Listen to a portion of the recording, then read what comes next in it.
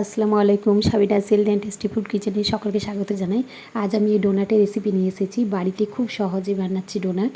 এখানে দেখুন আমি একটা বাউল নিয়ে নিয়েছি, তাতে সামান্য গরম দুধ দিয়ে দিলাম হাফ গ্লাসের মতো। আর এখানে দিচ্ছি আমি চিনি ব্যবহার করছি, 2 চামচ চিনি দিচ্ছি, কারণ ডোনাট একটু মিষ্টি হবে। আর দিচ্ছি ড্রাই ইস্ট। আমি কিন্তু ইনস্ট্যান্ট ড্রাই ইস্ট নিয়েছি, সেটাই দিয়ে দিলাম 1 চামচ ভর্তি।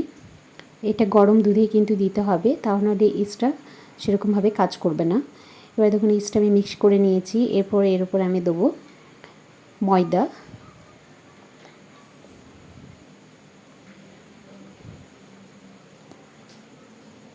এবার আমি ময়দা একটা ছাঁকনার সাহায্যে ছেঁকে নিয়ে ডাইরেক্ট এতে আমি দিয়ে দিচ্ছি।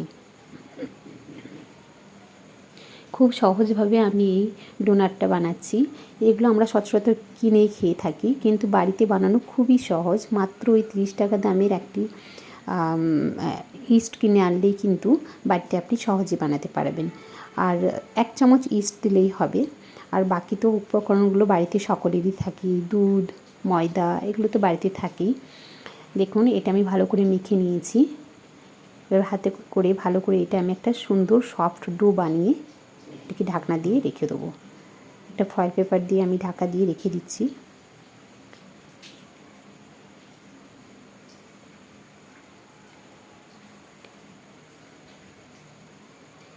কুড়ি মিনিটের মতো আমি এটাকে ঢাকনা দিয়ে রেখে দিচ্ছি, কারণ তাহলেই এর যে ময়দাটা আছে এটা ফুলে যাবে। 20 মিনিট পর আমি ফিরে এলাম। দেখুন ময়দাটা কত ফ্লফি হয়ে গেছে। এরপর আমি হাতের সাহায্যে এটা ম্যাশ করে নিচ্ছি।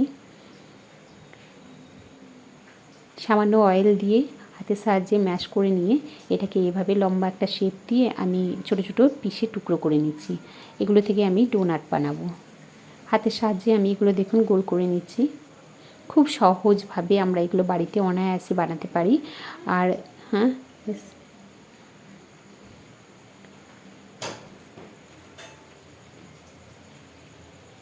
প্রত্যেকটি ডো আমি এইভাবে শেপ দিয়ে নিচ্ছি। এগুলো আমি এইভাবেই কিন্তু ডোনাটের শেপ দেবো। প্রথমে আমি এগুলো গোল গোল করে আমি এখানে রেখে দিচ্ছি। দেখুন এরপর আমি একটা ছোট্ট ঢাকনা, যে কোনো বটলের ঢাকনা নিলেই হবে, তার সাহায্যে আমি এগুলো মিডলটা একটু করে বের করে নিচ্ছি।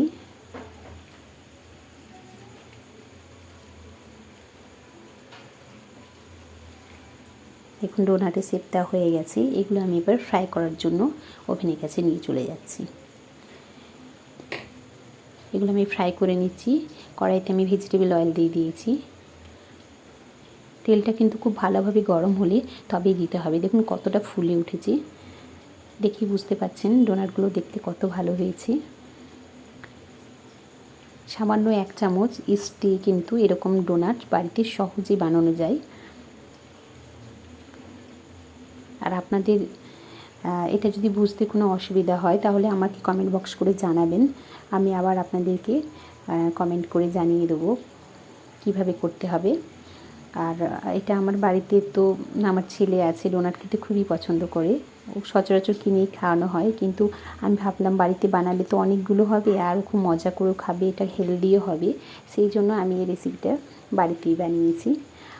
আপনাদের কাছে রিকোয়েস্ট রইল, আপনারাও অবশ্যই এই রেসিপিটা দেখে বাড়িতে বানাবেন এবং আমায় কমেন্ট বক্সে কমেন্ট করে জানাবেন কীরকম হয়েছে।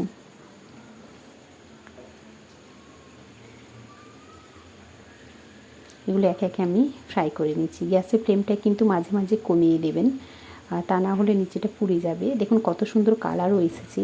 এতে কিন্তু আমি ডিম ব্যবহার করছি না, এটা সম্পূর্ণ নিরামিষ হচ্ছে। এখানে শুধুমাত্র আমি ড্রাই ইস্টটাই ব্যবহার করেছি আর দুধ। চিনির পরিমাণটা যদি কেউ একটু বেশি মিষ্টি খেতে পছন্দ করেন তাহলে কিন্তু চিনির পরিমাণটা বাড়িয়ে দেবেন। আর যারা হালকা মিষ্টি খান তারা কিন্তু এরকমই চিনি দেবেন। আমি যেহেতু এটা চকলেট দিয়ে কোট করব, এই জন্য মিষ্টিটা একটু কম দিয়েছি।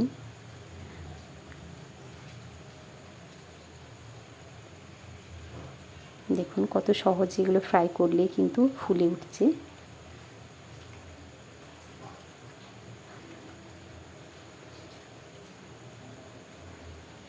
প্রায় সবগুলোই ভাজা হয়ে এসেছে। এরপর আমি একে একে এগুলো সব তুলে নিচ্ছি।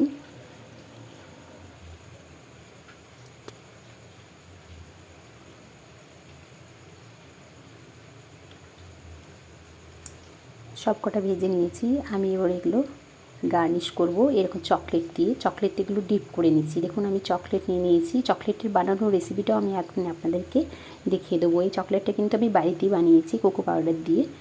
চকলেটে দেখুন ডিপ করে নিয়েছি হাফটা। চকলেট ডিপ করার পরে কিছুক্ষণ আমাদেরকে রেখে দিতে হবে। আপনারা ফ্রিজেও রাখতে পারেন। ফ্রিজে রাখলে কি হবে, চকলেটটা আর মেল্ট হবে না। তাহলে আর ডোনাটগুলোর চকলেটে ডোবানোর আগে কিন্তু এগুলোকে ঠান্ডা করে নেবেন, তারপরে ডোবাবেন। আর আমি হোয়াইট চকলেট দিয়ে দেখুন উপরেতে এরকম যে স্প্রিঙ্কল করে দিয়েছি। আমি একটা ভেঙে দেখছি, দেখুন কত সুন্দর হয়েছে। খেয়ে দেখি কেমন হয়েছে। অসম্ভব টেস্টি হয়েছে, খুবই ভালো খেতে হয়েছে। আর আশা করছি আপনাদের ভিডিওটা ভালো লেগে থাকলে আমার ভিডিওতে লাইক দেবেন, আমার ভিডিওটা বেশি বেশি শেয়ার করবেন। আর যারা এখন আমার চ্যানেলটি সাবস্ক্রাইব করেনি দয়া করে সাবস্ক্রাইব করবেন। দেখার জন্য অসংখ্য ধন্যবাদ।